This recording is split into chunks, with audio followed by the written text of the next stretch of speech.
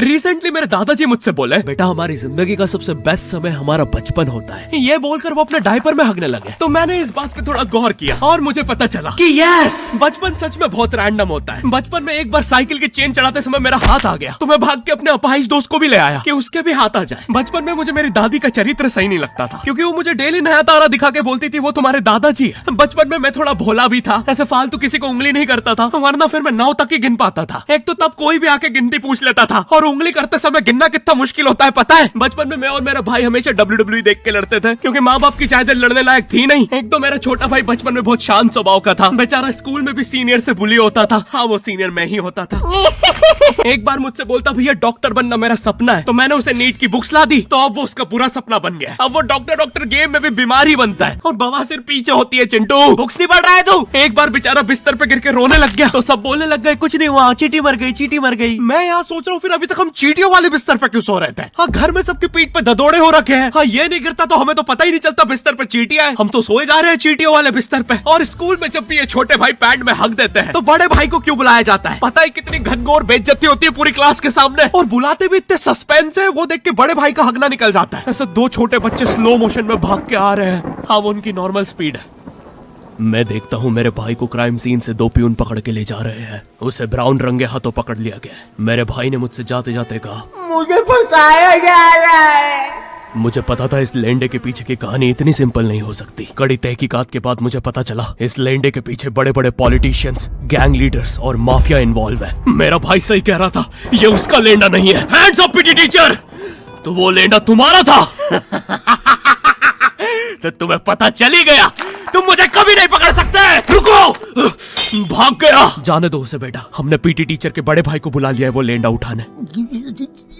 लेंडा आपकी नजदीकी सिनेमा घरों में पड़ा होगा तो देख के पैर रखना। ये चैनल पे जितने भी अजीब और गरीब चीजें तुम देखते हो, ये मैं और मेरे भाई की लाइफ में हमेशा होती रहती है, और इसलिए हमने ये चैनल नॉट योर टाइप बनाया था। मेरे भाई ने कहा तू बोल और मैं एनिमेशन करता हूँ, और लो बन गया नॉट योर टाइप। आपके अरे अभी भी लेंडा लगा हुआ है। बचपन में बोले जाता था कि तुम जितने दांत तकिए के नीचे रखोगे तुम्हें उतने ही रुपये मिलेंगे। तो मैंने दादी की 32 रख दी, तो मुझे 32 रुपए मिले। वो 32 7,000 की थी। जो पिटा हूं ना मैं घर पे, साली स्कैमर दांतों वाली परी चांदी का दांत ले जाके 1 रुपया देती है। दांतों से याद है, बचपन में सब सूखा बॉर्नविटा खाते हैं क्योंकि दांत दूध के होते हैं। ठीक है, ये वाला जोक हटा दूंगा। बचपन में मुझे चुड़ैलों से बहुत डर लगता था। एक बार मुझे चुड़ैल के पैर के निशान दिखे तो मैं उल्टा भागा, पर फिर मैं चुड़ैल के ही घर में आ गया। हाँ, मैं पट्टी में भूल गया था उसके पैर उल्टे होते हैं, तो फिर मैंने सोचा इसका पीछे से सर फोड़ देता हूँ। सर फोड़ने गया तो वो उसका मुंह निकला। फिर से भूल गया कि साली चुड़ैलों के बाल भी मुंह पे होते हैं। आदमी को पता चले तो चले कैसे। जब मैं छोटा था नींद में बिस्तर भी बहुत गीला करता था। मेरी मम्मी हमेशा गुस्सा करती थी कि सोने से पहले सुसु किया कर। अब उन्हें कैसे बताऊं, फिर गीले बिस्तर में मुझे नींद नहीं आती। बचपन में मुझे गुस्सा भी बहुत आता था, तो मेरी मम्मी ने मुझे एक रेड स्टोन की अंगूठी पहना दी, और सरप्राइजिंगली उससे मेरा गुस्सा इतनी जल्दी उतरने लग गया, क्योंकि अब मैं जब अंगूठी पहन के लोगों को पीटता था तो गुस्सा इतनी जल्दी शांत होता था। वैसे ये अंगूठी मुझे एक बाबा जी के आश्रम से मिली थी। जब मैं वो आश्रम में गया था, वहाँ एक बहुत ही हॉट सी बंदी मुझे देख के बार बार स्माइल करे जा रही थी, तो मैंने भी मौके पे चौका मारा और जल्दी से अपना नंबर पेपर पे लिख के उसकी तरफ फेंक दिया। वो बंदी ने भी बड़े प्यार से मेरा नंबर उठाया और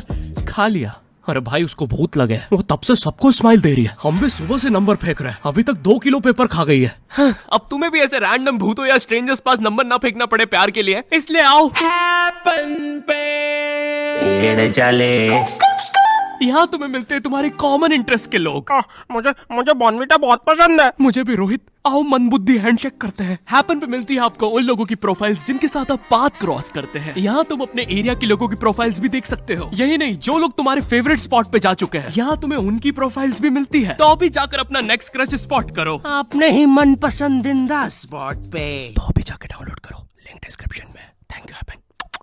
बचपन में मेरी मम्मी हमेशा बोलती रहती थी कि बाहर जाके खेलो। अब बाहर मेरे मोहल्ले के बच्चे भाई वो ऐसे अजीब अजीब से गेम्स खेलते थे। कहीं ड्रैगन फ्लाई में रस्सी बांध के उसको पेट बना लिया है, कहीं नंगे भाग रहे टायर के पीछे लकड़ी मारते मारते। मेरी मम्मी को उन पे दया आ रही है कि बेचारे गरीब बच्चे किसी भी चीज से खेल लेते हैं, फिर हमारी कार पलट जाती है। हाँ, वो टायर हमारी कार का था। और मुझे एक बात बताओ, चक्के से खेलने पे वो गरीब कैसे कंसिडर हो रहे हैं? क्या पता उनने कार खरीद के चक्का निकाला हो, क्या पता लैम्बोर्गिनी के चक्के से खेल रहे हो। नहीं, तुम्हें कैसे पता चल रहा है वो गरीब है या अमीर? और एक चक्के से इतनी सारी एक्टिविटी करेंगे ये लोग। कभी चक्के में रस्सी बांध के झूला बना दिया, कभी झूले से फिका के खुद को लूला बना दिया, कभी लूले पे झूला बांधकर हुला हू बना दिया। ये इतने हरामी बच्चे थे, इनके साथ कोई भी घर नहीं खेलता था, क्योंकि घर ये जुए में लगा के हार जाते हैं। ये वो बच्चे जिन्हें तुम रिमोट कंट्रोल कार भी दोगे तो उसकी मोटर निकाल के पंखा बनाएंगे। एक बार इन्होंने रिमोट कंट्रोल रिमोट बनाया था। तुम अगर इस रिमोट पे बटन दबाओगे तो इस रिमोट पे बटन दबेगी, बस ये लोग मकर संक्रांति के दिन पतंग भी लूटते थे दुकानों से। पतंग से याद है मैं बचपन में अपने दोस्त जनक के साथ बहुत पतंग उड़ाता था। जनक गुजराती था और गुजराती लोग तो बहुत बड़े पतंगबाज होते हैं। वो लोग गला काटने के बाद भी काहे पोचे चिल्लाते हैं। जनक मेरे घर पे इतना बड़ा गिर्रा लेके आता था पतंग उड़ाने। उसमें पता नहीं कितने 1000 किलोमीटर का मांझा लपटा होता था। हम दोनों का सपना था उस गिर्रे की पूरी ढील देना। एक बार तो गिर्रा खाली होने ही वाला था पर वो पतंग तो घूम के हमारे पीछे से आ गई। हमने हमारी ही पतंग काट दी। तो इस बार हमने सोचा पतंग पूरी परपेंडिकुलर उड़ाएंगे, स्ट्रेट। हमने 2 घंटे ढील दी। वो मांझे में वेव सिग्नल आने लग गए प्राचीन भाषा में। हमें लगा हमने एलियंस ढूंढ लिया, बट फिर धीरे से वो सिग्नल क्लियर हुआ। हमें पता चला हमने कोई नासा का 100 मिलियन का टेलीस्कोप काट दिया।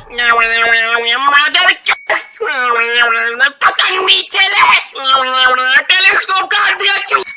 नासा का टेलीस्कोप जैसे ही नीचे गिरा बच्चों से पहले विसरो ने लूट लिया। बहुत वियर्ड था, इतने सारे बुड्ढे छत कूद के भाग रहे थे। एक तो जनक के मांझे में इतनी सारी गठाने होती थी, वो मांझा इतना भारी हो जाता था। हम चौथे माले से पतंग उड़ा रहे, वो दूसरे माले पे उड़ रही है। बचपन में बोला जाता है किसी भी स्ट्रेंजर से बात नहीं करते, तो फिर मैं इशारे करता था। तो फिर दादी मेरे चरित्र पे सवाल उठाती थी। दादी से याद है पुराने जमाने में एंटरटेनमेंट के लिए कुछ होता नहीं था, तो लोग 7-7, 8-8 बच्चे पैदा कर लेते थे ताकि उन्हें जायदाद पे लड़ता देख मजे ले सके। मेरे पापा के 5 भाई और 4 बहनें हैं, टोटल 9 बच्चे। मेरी दादी ने जिंदगी के 9 साल बस बच्चे दिए। दादी ने 9 साल तक पेट में इतनी लाते खाई है, उनके अंदर से एब्स आ गए थे। मेरी दादी लिटरली अंदर से टूट चुकी थी। उनका इतनी बार ऑपरेशन हो रखा है, उनको डॉक्टर ने टाकों की जगह चेन लगा दी थी। भाई आज के जमाने में तो इतने बच्चे कोई पैदा नहीं करता, उल्टा अबॉर्शन करवा लेते हैं। और यस मैं अबॉर्शन बोलूंगा क्योंकि मुझे जेल नहीं जाना। एक तो इंडिया में भी अबॉर्शन करवाना लीगल है, लेकिन बच्चे का जेंडर जानना इलीगल है। मतलब तुम मार तो सकते हो, लेकिन किसे मार रहे हो ये पता नहीं कर सकते। तो देखो अब रिस्क कितना बढ़ गया है। क्या पता अंदर शेर बैठा हो या कोई बड़ा गैंगस्टर, क्योंकि तुम्हें तो पता नहीं है तुम किसकी सुपारी दे रहे हो। क्या पता वो अंदर बंदे लेके बैठा हो। बचपन में सबके मम्मी पापा डराते हैं मस्ती मत करो वरना बोर्डिंग स्कूल भेज देंगे। और मुझे बोर्डिंग स्कूल से इसलिए डर नहीं लगता था कि मैं वहां जाके अपनी फैमिली से दूर हो जाऊंगा। मुझे बोर्डिंग स्कूल से इसलिए डर लगता था क्योंकि वहां पे वो बड़े दांतों वाला ईशान अवस्थी होता है। मैंने पहली बार जब तारे जमीन का ट्रेलर देखा था तो उसमें वो पागल बच्चे ने आतंक मचा रखा था। फिर मैंने मूवी का नाम पढ़ा तारे जमीन पे। मुझे लगा बिछाए होंगे इस पागल को पकड़ने के लिए, शॉक वॉक देना होगा तारों से। इसके तो दांत भी इतने बड़े हैं, सारी तारे काट देता होगा। मुझे ट्रेलर देख के लगा कोई एक्शन मूवी है, आमिर खान जोकर बना हुआ है। मुझे लगा यही तारों का जाल बना के पकड़ेगा पागल को। हाँ ट्रेलर देख के तुम्हें क्या ही समझ में आएगा। एक शॉट में आमिर खान बोल रहा है आपके बच्चे को डिसलेक्सिया है, फिर अगले ही शॉट में जोकर बन के बड़ा मछलियां उड़ती क्यों नहीं। फिर मुझे लगा ये शायद अपने माँ बाप को बोल रहा था। और दया तो मुझे उस लंगड़े बच्चे पे आती है जिसके बगल में ईशान अवस्थी को बिठा दिया था। वो बेचारा उठ के भाग भी नहीं सकता। और मैंने तो सुना था बोर्डिंग स्कूल में बस नॉटी बच्चे जाते हैं, तो फिर इस बेचारे गाय से बच्चे को क्यों यहाँ भेज के रखा है। कहीं ऐसा तो नहीं इसके पहले पैर थे और ये बहुत मस्ती करता था तो माँ बाप ने पैर तोड़ के इधर भेज दिया। बस भाई मेरा हो गया है आज का। अगर तुम्हें वीडियो पसंद आई तो यार लाइक मारो। एम करते हैं 7 लाख लाइक्स के लिए। पिछले वीडियो में नहीं आए थे इसलिए अब मैं औकात में आ गया हूँ, इसलिए अभी लाइक मारो। चैनल पे नए हो तो सब्सक्राइब करो। मुझे मुंह दिखाई के लिए 10 मिलियन सब्सक्राइबर्स चाहिए। और हैपन को भी डाउनलोड करना मत भूलना, लिंक डिस्क्रिप्शन में। अब मैं भी जा रहा हूँ, बाय।